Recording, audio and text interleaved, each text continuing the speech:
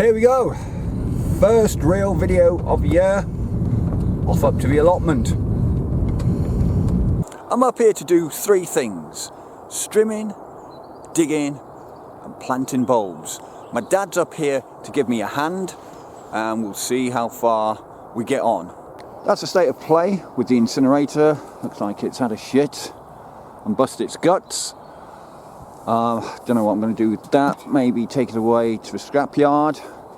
The grass is crazy. This bed has been dug and the rest needs a good old seeing to.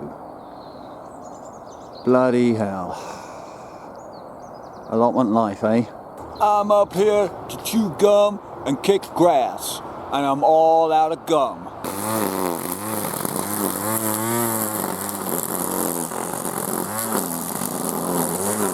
Oh God, what a crap start to the day. Can you see that section there?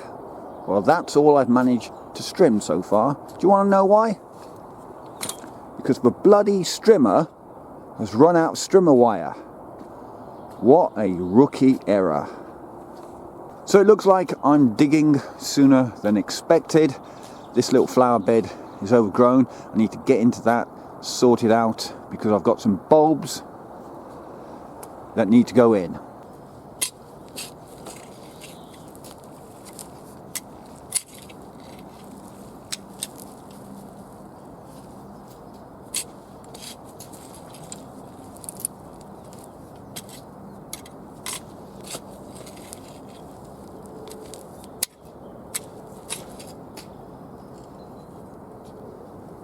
Bed is dug, it's looking resplendent. Here you can see some alliums coming up from last year.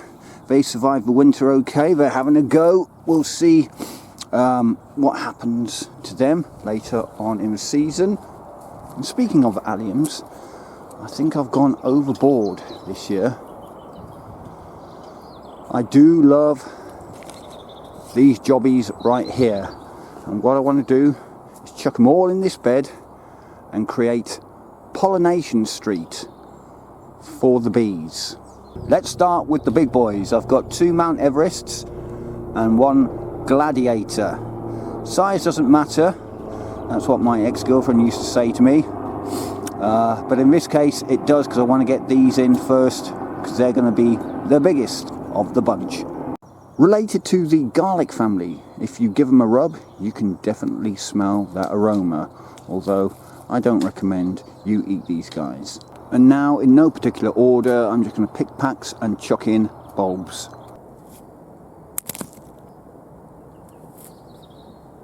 Randomly scattered onto that bed, all I have to do is poke them into the ground and leave them alone, and they'll be up soon enough.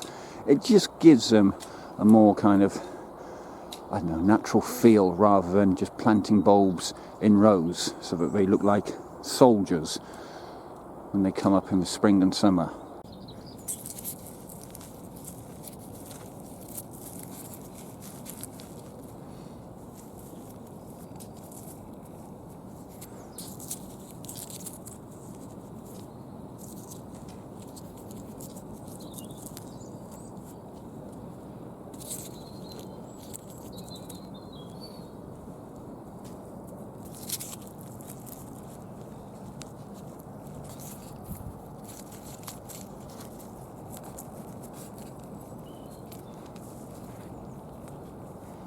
This is the other flower bed that needs to have a right good seeing to as well.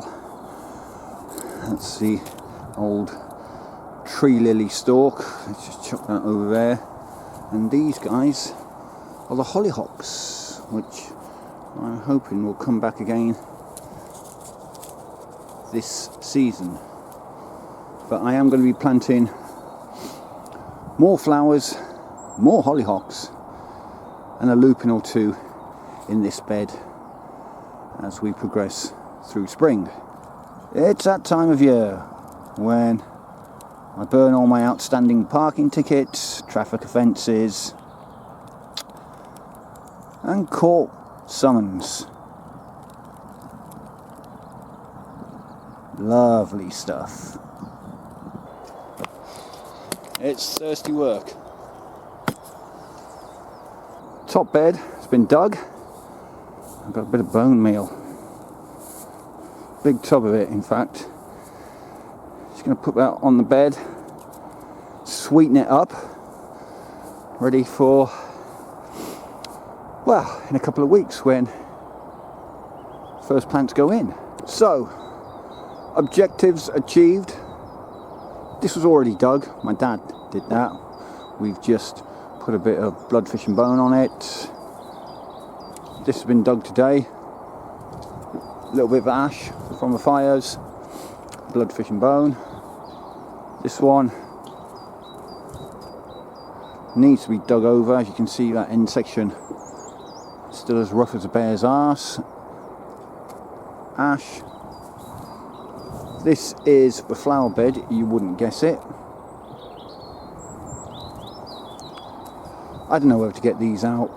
When I first came to this plot, they were fantastic. I used to get gooseberries coming out my arse. Now nothing. Bottom bed does need to be dug over lightly, I suppose. And this is where I planted all those alliums.